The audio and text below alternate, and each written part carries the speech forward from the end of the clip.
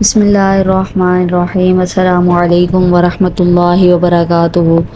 حضرت خولہ بنت ثعلبہ رضی اللہ تعالی عنہا قبیلہ بنی عوف بن خزرج سے تعلق رکھتی تھیں۔ ان کا نکاح مشہور صحابی حضرت عبادہ بن صامت رضی اللہ تعالی عنہ کے بھائی اوس بن صامت رضی اللہ تعالی عنہ سے ہوا تھا۔ حضرت اوس بن صامت بوڑھے آدمی تھے۔ بڑھاپے کی وجہ سے مزاج میں تیزی آ گئی تھی اور طبیعت پر خشونت کا غلبہ ہو گیا تھا۔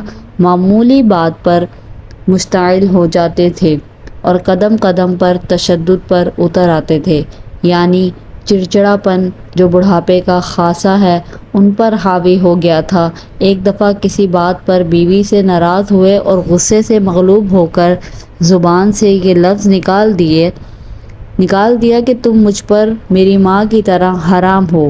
دور جاہلیت میں یہ رسم چلی آ رہی تھی کہ جو شخص بیوی سے خفا ہو کر یا کسی اور وجہ سے ایک مرتبہ بیوی سے زہار کر لیتا، یعنی اسے اپنے لیے ماں کی طرح حرام قرار دے لیتا، وہ ہمیشہ کے لیے اس پر حرام ہو جاتی تھی اور ازدواجی تعلقات منقطع ہو جاتے تھے۔ اب نہ وہ اس کی بیوی رہتی اور نہ وہ اس کا شوہر۔ بڑھاپے اور کمزوری کا غصہ بھی بڑا اور کمزور ہوتا ہے۔ ذرا سی دیر میں اتر گیا، طبیعت میں سکون ہوا اور خفگی کے اظہار دور ہوئے تو بے حد نادم اور انتہائی پریشان ہوئے۔ بیوی سے ہم کلام ہونا چاہا تو جواب ملا، اگرچہ آپ نے مجھے طلاق نہیں دی، تاہم جب تک اللہ اور اس کا رسول کوئی حکم صادر نہیں فرمائیں گے، میرے آپ کے باہمی علائق حرام ہی ٹھہریں گے اور میں آپ سے کوئی راہ و رسم نہیں رکھوں گی۔ اب معاملے کو سلجھانے کی صرف یہی ایک صورت باقی ہے کہ آپ صلی اللہ علیہ وآلہ وسلم کی خدمت میں حاضر ہوں اور جو الفاظ زبان سے نکال چکے ہیں ان کے بارے میں رسول اللہ صلی اللہ علیہ وآلہ وسلم سے فیصلے کی استدعا کریں۔ انہوں نے بیوی سے کہا، مجھے اس سلسلے میں رسول اللہ صلی اللہ علیہ وآلہ وسلم کے پاس جاتے اور آپ کی خدمت میں کچھ عرض کرتے ہوئے شرم آتی ہے۔ میں حضور صلی اللہ علیہ وآلہ وسلم کے سامنے کس طرح جاؤں اور کیا کہوں؟ تم ہی جاؤ، ممکن ہے اللہ ہم پر نظر کرم فرمائے اور اپنے رسول پاک صلی اللہ علیہ وآلہ وسلم کی وساطت سے دوبارہ بحالی تعلقات کی کوئی صورت پیدا ہو جائے۔ چنانچہ حضرت خولہ رضی اللہ تعالی عنہا تیار ہوئیں اور حضرت عائشہ رضی اللہ تعالی عنہا کے مکان پر رسول اللہ صلی اللہ علیہ وآلہ وسلم کی خدمت میں حاضر ہوئیں۔ آپ صلی اللہ علیہ وآلہ وسلم نے آنے کی وجہ دریافت کی تو بولیں، یا رسول اللہ صلی اللہ علیہ وآلہ وسلم، آپ کو معلوم ہے اوس بن صامت جو میرے شوہر ہیں، چچا زاد بھی ہیں اور مجھے بہت ہی محبوب ہیں، ان کی تیزی طبع، تند مزاجی اور ذوق و پیری سے بھی آپ اچھی طرح واقف ہیں۔ انہوں نے غصے کی حالت میں مجھے ایسی بات کہہ دی جو میں حلفیہ کہتی ہوں کہ طلاق نہیں ہے۔ انہوں نے مجھ سے کہا کہ تم مجھ پر میری ماں کی طرح حرام ہو۔ حضور صلی اللہ علیہ وآلہ وسلم نے فرمایا، اب تو تم اس پر حرام ہو۔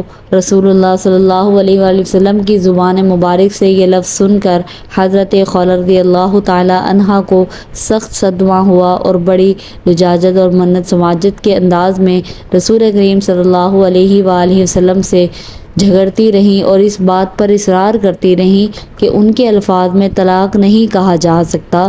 جب دیکھا کہ رسول اللہ صلی اللہ علیہ وآلہ وسلم ان کے ہم نوا نہیں ہیں تو نہایت مایوس ہوئیں اور وہیں بیٹھے بیٹھے ہاتھ اٹھا کر اللہ تعالیٰ سے ان الفاظ میں دعا مانگی، اے اللہ، میں تیری بارگاہ میں حاضر ہو کر تجھ سے اپنی سب سے بڑی تکلیف اور اپنے شوہر اوس کی جدائی کے رنج و احساس کی شکایت کرتی ہوں۔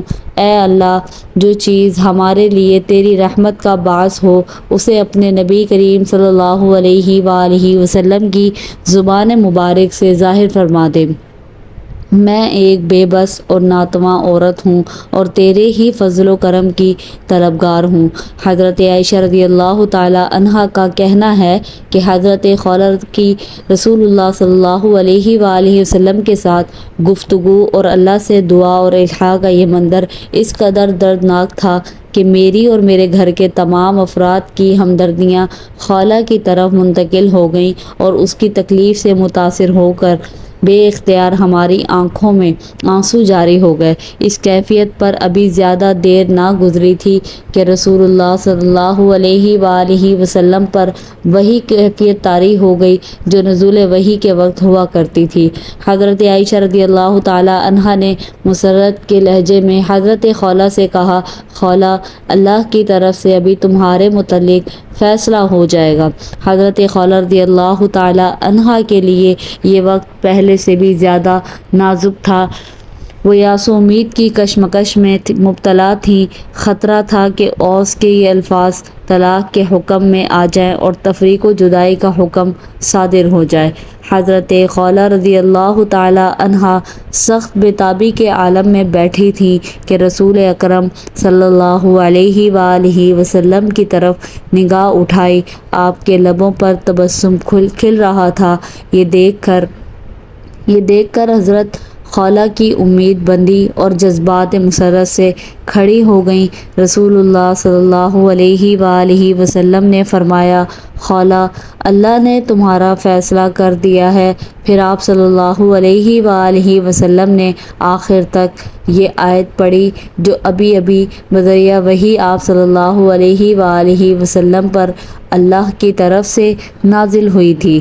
ترجمہ: یقیناً اللہ تعالیٰ نے اس عورت کی بات سن لی جو اپنے شوہر کے بارے میں آپ سے جھگڑ رہی تھی اور اللہ تعالیٰ سے شکوہ کر رہی تھی، اور اللہ تعالیٰ تم دونوں کی گفتگو سن رہا تھا۔ بے شک اللہ تعالیٰ سب کچھ سننے والا، سب کچھ دیکھنے والا ہے۔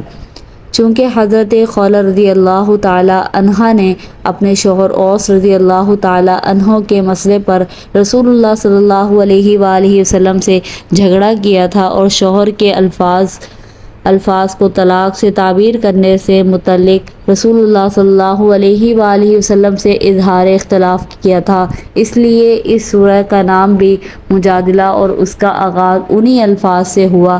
اس سورہ مبارکہ کی روح سے حضرت خولہ رضی اللہ تعالی عنہا کا یہ خطرہ دور ہو گیا کہ ان کے شوہر کے الفاظ طلاق کے مفہوم میں آتے ہیں۔ اللہ نے رسول اللہ صلی اللہ علیہ وآلہ وسلم سے ان کا مجادلہ اور جھگڑا سن کر جو حکم نازل فرمایا، اس میں ان الفاظ کو حکم طلاق میں نہیں مانا گیا تھا، اور چونکہ الفاظ اس لب و لہجے سے ہٹے ہوئے تھے جس سے ایک شوہر بالعموم بیوی کو خطاب کرتا ہے، اس لیے شوہر پر کچھ کفارہ جرمانہ عائد کیا گیا۔ چنانچہ رسول اللہ صلی اللہ علیہ وآلہ وسلم نے حضرت خولہ رضی اللہ تعالی عنہا سے کہا، خولہ، جاؤ اپنے شوہر سے کہو کہ ایک باندی یا غلام آزاد کریں۔ حضرت خولہ نے عرض کیا، اے اللہ کے پیارے نبی صلی اللہ علیہ وآلہ وسلم، اسے آزاد کریں۔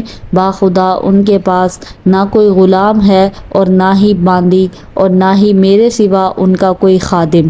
رسول اللہ صلی اللہ علیہ وآلہ وسلم نے فرمایا، اچھا تو مسلسل 60 روزے رکھیں۔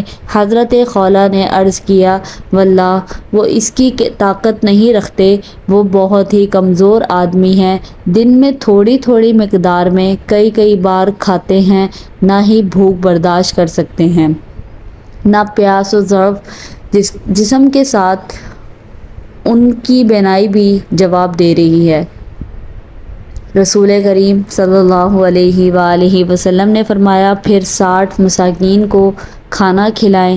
حضرت خولہ رضی اللہ تعالی عنہا نے عرض کیا، حضور، وہ غریب اور نادر آدمی ہیں، ان سے تو یہ بھی ممکن نہیں ہے۔